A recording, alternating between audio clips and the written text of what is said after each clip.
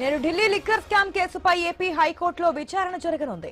Raj Kesireddy remand ను సవాల్ చేస్తూ కేసిరెడ్డి తండ్రి ఉపేందర్ రెడ్డి పిటిషన్ వేశారు. లిక్కర్ స్కామ్ కేసులో A1 కేసిరెడ్డి కస్టడీ పిటిషన్ పై ఏపీ హైకోర్టులో విచారణ జరగనుంది.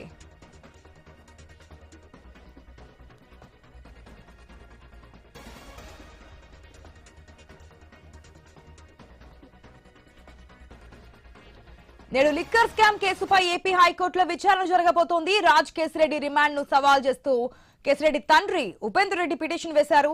లిక్కర్ స్కామ్ కేసులో A1 గా ఉన్నటువంటి కేసిరెడ్డి కస్టడీ పిటిషన్ పై ఏపీ హైకోర్టులో ఇవాళ విచారణ జరగబోతుంది. దీనికి సంబంధించిన అప్డేట్స్ మా ప్రతినిధి హరీష్ ద్వారా తెలుసుకుందాం. హరీష్, ఈ రోజు జరిగేటువంటి విచారణకు సంబంధించినటువంటి అంశంలో న్యాయస్థానం ఎలాంటి తీర్పు వెలువరిస్తుంది అనేది కూడా ఆసక్తికరమైనది. ఎందుకంటే మొదటి నుంచి కూడా కేసిరెడ్డి ఈ కేసుకు సంబంధించినటువంటి వివరాలకు సంబంధించినంత వరకు కూడా పోలీసులు నోటీసులు ఇచ్చినప్పటి నుంచి కూడా ఆయన ఎప్పటికప్పుడు రిప్లై ఇస్తూ వస్తున్నారు. ఆయనకి తన వర్షాన్ని చెప్పుకోవడంతో పాటుగా తనకు ఉన్నటువంటి పరిస్థితులను కూడా ఆయన వివరించారు. అయినప్పటికీ కూడా వరుసగా నోటీసులు ఇచ్చిన తర్వాత ఆయన్ని పోలీసులు అరెస్ట్ చేశారు. అది కూడా రేపు విచారణకు వస్తానని చెప్పి ప్రకటించిన తర్వాత కూడా పోలీసులు ఆగమేఘాల మీద ఆయన అరెస్ట్ చేసి తీసుకురావడం, విచారణ పేరుతో గంటల తరబడి పోలీసులు విచారణ చేయడం, ఆయన్ని సంబంధం లేని ప్రశ్నలతో క్వశ్చన్స్ చేయడం కూడా జరిగింది. అయితే ఇప్పుడు ఈ అంశానికి సంబంధించినందుకు కూడా మరోసారి మళ్ళీ పోలీసు కస్టడీ కోరుతూ తీసుకున్నటువంటి సిట్ అధికారుల నిర్ణయం పట్ల ఆయన తండ్రి అభ్యంతరం వ్యక్తం చేస్తున్నారు. ఉపేంద్ర రెడ్డి ఈ రోజు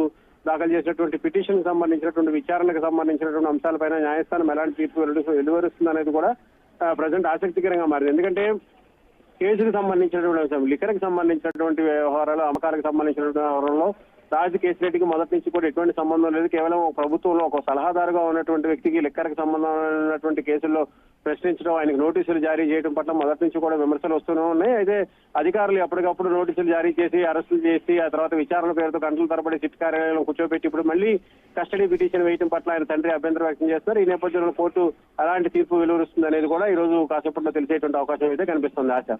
రైట్ హరీష్.